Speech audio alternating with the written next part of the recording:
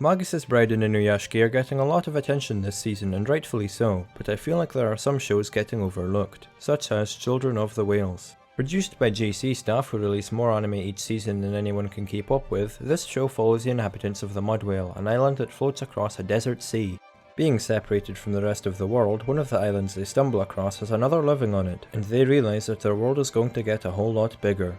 At this point in time, there are a lot of questions. Who are these people that have came and attacked the Mud Whale? What's the rest of the world like? Everything about this place is a mystery, which is the main draw so far. Visually, this barren desert landscape plays into the feeling of isolation given off by this community, being completely separated from everyone else, whoever everyone else may be.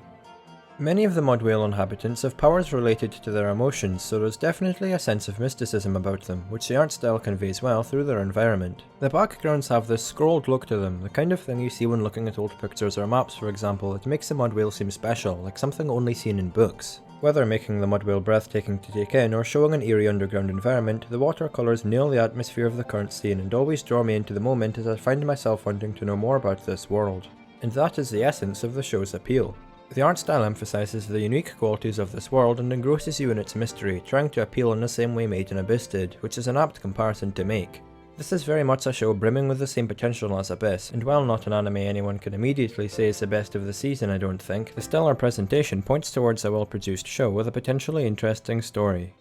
The cast aren't as standout as the environment, I'll admit, but the sheltered lifestyle they've lived has me interested in what growth the characters will have in the future. Main character Chakuro has an interesting relationship with resident delinquent Oni. Things don't go well once their home is found by outsiders who attack the inhabitants, and Oni's dream of leaving the island is shattered after seeing how brutal the outside world is.